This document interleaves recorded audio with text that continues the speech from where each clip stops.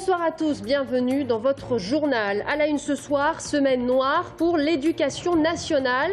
Après les enseignants et les parents d'élèves, 350 animateurs de vie scolaire sont descendus dans les rues aujourd'hui à bout de force pour protester contre l'application des rythmes scolaires. Les suites du feuilleton cinéma à Tours-Nord. Demain, la Commission nationale d'aménagement commercial examine le projet. Qui sont ces détracteurs? Qui sont ces promoteurs? Nous avons tenté d'y voir plus clair. Et puis à l'occasion des 50 ans des fêtes musicales en Touraine, le virtuose Abdelrahman El-Bacha reprendra l'intégrale des sonates de Beethoven. Nous l'avons rencontré ce soir tout spécialement pour vous. Bonsoir à tous. La réforme des rythmes scolaires à Tours, la fronde se poursuit. Après les enseignants et les parents d'élèves, c'est au tour des animateurs de vie scolaire de descendre dans la rue. Ce matin, ils étaient 350, regardez, à manifester devant la préfecture à l'appel du syndicat Force ouvrière. Charge de travail trop lourde, revalorisation de leur statut. Les animateurs sont à bout de force, 2 mois après seulement l'entrée en application de la réforme. Leurs revendications sont nombreuses. On écoute ce soir une animatrice à l'école Louis Roico à Tours. C'est qu'enfin, on reconnaisse la professionnalisation de notre métier, qu'on arrête de dire qu'on va prendre un animateur pour faire une animation X ou Y pour combler un temps indéfini et qu'on travaille avec les enfants, on ne travaille pas avec des machines. Donc je pense que ça va vraiment falloir le prendre en compte et faire en sorte que ça change. Puisque avoir un effectif aussi important d'encadrement au niveau des enfants et demander une qualité de travail telle qu'on nous demande aujourd'hui, c'est pas possible. Il faut savoir ce qu'on veut. Et en réponse aux critiques des parents d'élèves sur la mise en place des rythmes scolaires, la ville de Tours vient d'adresser une lettre aux parents, une lettre de 3 pages signée Régine Charvet-Pello, l'adjointe chargée de l'éducation, dans laquelle la politique de la municipalité est justifiée point par point, tant au niveau de l'encadrement que des activités proposées aux enfants. La ville de Tours rappelle que la concertation va se poursuivre dans les mois qui viennent.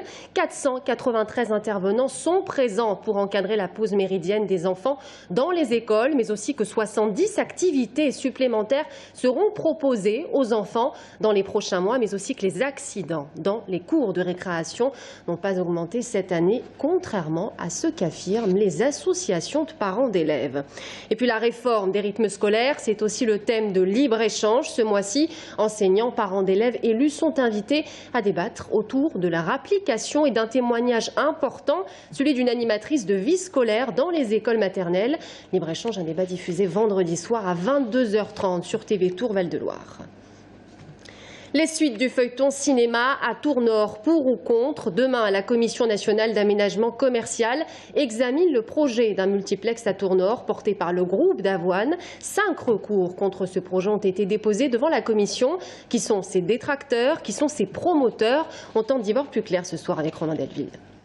La saga du multiplex à Tours-Nord continue. Après l'autorisation par la commission départementale d'aménagement commercial, le groupe d'Avoine, porteur du projet, fait l'objet de recours devant la commission nationale d'aménagement commercial. Elle étudiera les recours demain à Paris. Je crois réellement que le public qui ira au cinéma à Tours-Nord sera un public nouveau qui peut-être est empêché d'y aller parce qu'il faut aller en centre-ville et que je crois réellement que sur une ville comme la nôtre, sur une agglomération comme la nôtre, avoir cet équipement-là est tout à fait pertinent et normal. Les recours ont été portés par les cinémas studios, suivis par 2 associations de cinéma de recherche, par le groupe CGR et par Cinéoff. Pour Cinéoff, l'association de cinéma itinérant dans le département et au-delà, l'arrivée d'un multiplex pourrait mettre en danger son existence. Alors, le public du sud du département serait aussi privé de projection de films. Le danger du multiplex à Tours-Nord, c'est que ce soit un film qui draine une partie de ce public et que les publics les moins mobiles, je pense aux jeunes, aux adolescents, aux enfants des écoles, des collèges, aux aînés, n'auront plus de cinéma à côté de chez eux. C'est-à-dire que ce multiplex risque de nous assécher, de nous enlever des entrées et de ce fait-là d'être obligé de licencier des personnes et de pouvoir projeter dans moins de communes.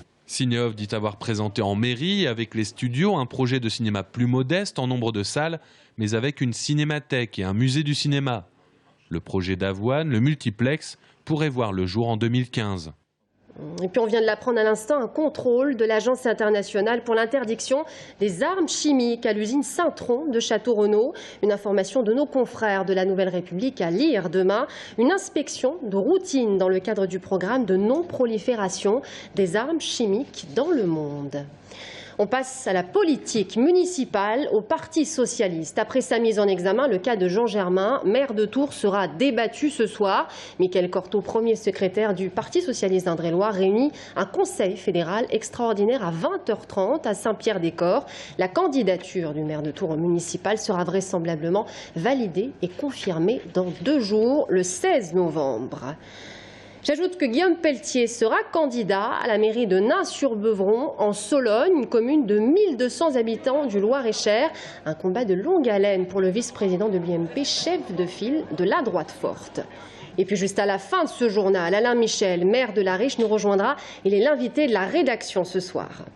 Dans une semaine, il arrive sur vos tables le Touraine primeur, une tradition pour certains, boudée par d'autres. Et pourtant, en 3 semaines, 200 000 bouteilles sont commercialisées. Dans le Val-de-Loire, une trentaine de viticulteurs vinifient ce vin nouveau en un temps record. À Montrichard, Aurélie Renaud et Agnès Michaud. C'est le tout premier vin de l'année, du Gamay vendangé à la main. Le défi de Pierre Fro, vigneron à Saint-Georges-sur-Cher, vinifier son vin en un temps record. Du raisin à la bouteille, 1 mois s'est écoulé. On remplit la cuve complètement avec du raisin, on va la saturer avec du gaz carbonique pour éviter le contact avec l'oxygène qui endommagerait les raisins. Et puis ensuite, on va laisser macérer ces raisins pendant une dizaine de jours dans la cuve et on va les presser. On va récupérer un jus qui va être coloré, rouge, et puis avec des arômes très fruités et peu de tanin, donc ce qui nous donne un vin assez léger. À peine mis en bouteille, le Touraine primeur sera dégusté le 3e jeudi de novembre. À Montrichard, la tradition perdure. Depuis 28 ans, la ville met à l'honneur cette appellation d'origine contrôlée et fête la sortie du primeur. Il y a un grand défilé des confréries. Là, il y a plus de 80, pas confréries, mais 80 représentants de confréries qui défilent. Et le dimanche après-midi, nous avons un grand défilé de chars, une cavalcade de chars. Qui attire énormément de monde et beaucoup d'enfants. C'est très familial. Alors que le Beaujolais nouveau s'exportera par millions de bouteilles aux 4 coins du monde, les 200 000 flacons de Touraine primeur seront vendus, eux, sur le marché local. Un vin souvent boudé par les consommateurs et pourtant, pour le critique gastronomique Perico Légas, tout grand amateur de vin devrait s'intéresser au primeur. Chez les amoureux du vin, le moment du vin nouveau qui sort de la cuve, qui sort de la treille, est un moment fondamental. C'est une expression, un moment où le vin a un goût qu'il n'aura jamais. C'est un moment de partage, c'est là où le vin est... Il est près du fruit, donc il est dans le côté, j'allais dire, de l'enfance, de la jouissance, du plaisir immédiat. Ensuite, ça va devenir un grand vin. Mais qu'on ait bien en tête que les plus grands vins, les plus grands Bourgognes, les grands crus, tous ces vins prestigieux, ils sont tous passés par ce stade-là. Cette année, malgré les aléas climatiques de la récolte, le Touraine primeur semble tenir ses promesses côté qualité. Un vin produit par une trentaine de vignerons. Il y a 15 ans, ils étaient presque 60. En bref, une jeune femme de 26 ans interpellée par la police suite à des vols dans les hôpitaux et dans les maisons de retraite. Elle s'introduisait dans les chambres des patients et des personnes âgées pour dérober des bijoux, de l'argent ou encore des portefeuilles. Au total, 26 vols ont ainsi été élucidés entre octobre 2011 et novembre 2013. Place à un sujet qui vous intéresse particulièrement ce soir, la taxe d'habitation. Tout le monde ou presque a reçu sa feuille avec de grosses disparités sur le montant suivant les communes. Regardez, le top 5 des communes où la taxe est la plus élevée. Eh bien, Fondette est numéro 1 en Touraine avec 924 € pour un couple avec 2 enfants. Jouer les Tours, 752 € d'après le dossier publié ce matin par la Nouvelle République. À Tours, entre 2008 et 2013, la taxe d'habitation a fortement augmenté, plus 35,6%. Une augmentation qui s'explique principalement par la hausse de la part prélevée par l'agglomération, à savoir Tours Plus. On passe à l'actualité sportive. En football, premier tour de la Coupe de France. Samedi, le Tour FC rencontre le club des Herbiers, un club de CFA en Vendée. Et si l'équipe d'Olivier Pantaloni part favori la compétition, elle s'annonce plutôt rude car les petits clubs ont la niaque, il faut le dire. Et après le championnat, la Coupe de la Ligue et la Coupe de France est-elle un objectif pour le Tour FC? On écoute l'entraîneur à ce sujet. Ça ne va pas être possible, mais quoi qu'il en soit, ce tour-là, il est important pour nous, pour retrouver de la confiance pour la suite du championnat. Donc il faudra le prendre le plus sérieusement possible. Perdre et être éliminé à ce stade de la compétition face à une équipe de CFA qui tourne bien, ça serait une grosse contre-performance pour nous. Il s'appelle Abdelrahman El Bacha, un virtuose français d'origine libanaise. Et à l'occasion des 50 ans des fêtes musicales en Touraine, il reprendra l'intégrale des sonates de Beethoven. Aurélie Renaud l'a rencontré cet après-midi. La sonate pathétique, 3e mouvement. Sur son piano Bechstein et sans aucune partition, Abdelrahman El Bacha fait revivre l'œuvre de Beethoven. 32 sonates dans leur ordre de composition. Il y a 50 ans, Sviatoslav Richter donnait une partie de ce récital. C'était sur la scène du Grand Théâtre de Tours, un dimanche de novembre. Jouer Beethoven il y a 50 ans, aujourd'hui, il y a 100 ans, est une preuve que Beethoven nous parle à chaque époque. Il est clair que Richter est l'un des géants du piano. Il était une personne d'une extrême culture, qui avait des moyens tout à fait extraordinaires et une personnalité très affirmée. Je crois qu'il faut au moins cela pour être à la hauteur, pour jouer Beethoven. Lorsque Richter découvre la Touraine, il découvre la Grange de Melay. Le pianiste tombe amoureux fou du lieu et de son acoustique. Les fêtes musicales viennent de naître.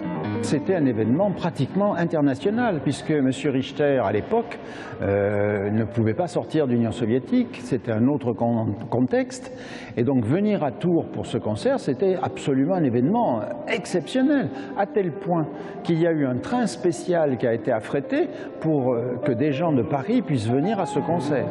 Depuis, des génies se succèdent, comme Abdelrahman El Bacha qui propose en une semaine l'histoire d'une vie, 30 ans de création musicale, non pas une œuvre, mais un monument. Abdelrahman El Bacha, donc un artiste que vous pourrez voir jusqu'au 17 novembre entre le Grand Théâtre et l'Hôtel de Ville à Tours.